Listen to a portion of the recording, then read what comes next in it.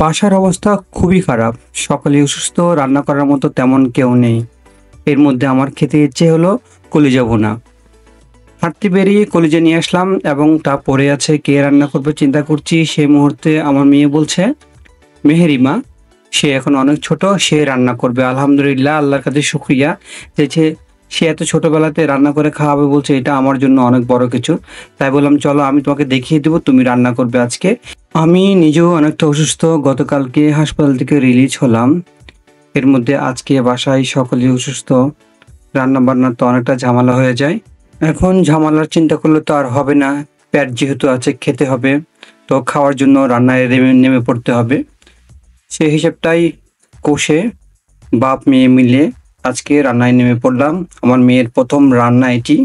বাচ্চাদেরকে ছোটবেলা থেকে পারিবারিকভাবে যে শিক্ষাটা দেয়া হয়, সারা জীবন তারা সেটি ধরে রাখার চেষ্টা করে এবং তারা যে ভালো শিক্ষাটা গ্রহণ করে নিজেকে সেদিকে পরিচালনা করে, সেটি তাদের জন্য সবচেয়ে ভালো দিক।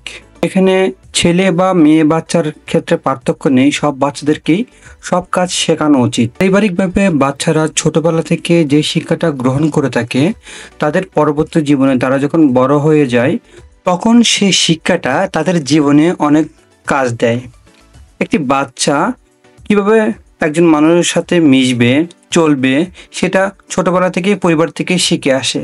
পরিবার তাকে যেভাবে শিক্ষা দেয় এবং হিংসা বিদ্বেষ ভুলে থাকতে বলে, একটি সুন্দর পরিবারের সাথে মিলেমিশে থাকার যে শিক্ষাটা দিয়ে দেয়, সেটা পরবর্তী জীবনে তার সংসারে গিয়েও সেই শিক্ষাটা ব্যবহার করে। মাশাআল্লাহ, আমার বাচ্চাগুলো ছোটবেলা থেকেই কাজের প্রতি অনেকটা আগ্রহী। তাদেরকে যে কোনো কাজ যদি করতে বলা হয়, তারা দৌড়ে গিয়ে সেটা করে ফেলে। এই যে দেখা যাচ্ছে আমাদের বাপ মেয়ের রান্না। আমার মেয়ে আজকে রান্না করলো, তাকে যেভাবে বললাম সে সেভাবেই করেছে, কোনো ভুল করেনি।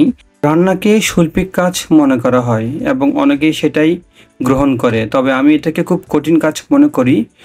যদি এই যে সব কিছু রেডি করা না থাকে, মশলা থেকে শুরু করে যেটা রান্না করবো সেটা যদি ধুয়ে মুছে একবার রেডি করা না থাকে, আসলে রান্না করা অনেক কঠিন কাজ। যখন নিজে রান্না করি তখন বোঝা যায় যে পরিবারে যে মা বোনরা কাজ করে তারা কতটা না কষ্ট করে। আমরা তো সারাদিন বাইরে থাকি, কাজকর্ম করি, কিন্তু মনে করি যে যারা বাসায় থাকে তাদের তেমন কোনো কাজ নেই। তাদের আসলে অনেক কষ্ট হয়, বাসা সামলাতে হয়, বাচ্চা কাচ্চা সামলাতে হয় এবং পরিবারের আরও অনেকগুলো কাজ করতে হয়। বিশেষ করে এই যে রান্নার বিষয়টা, আমি যখন রান্না করি তখন বুঝি খুবই একটা বিরক্তিকর কাজ, এটা আমার কাছে মনে হয়। কারণ রান্না করার লবণ দেখা, কি হয়েছে একটা শেষ করে আরেকটা রান্না করতে হবে, সব মিলিয়ে কিন্তু রান্না করা আসলে অনেকটা কঠিন কাজ। যাক, আমাদের রান্নাটা হয়ে গেছে। কথা বলতে বলতে সব কিছু যেন ভালো হয়, ভালোর প্রত্যাশায় থাকি। সকলে ভালো থাকবেন, ভালো থাকার প্রত্যাশা শেষ করছি আজকে। আসসালামু আলাইকুম ওয়া রাহমাতুল্লাহি ওয়া বারাকাতুহু।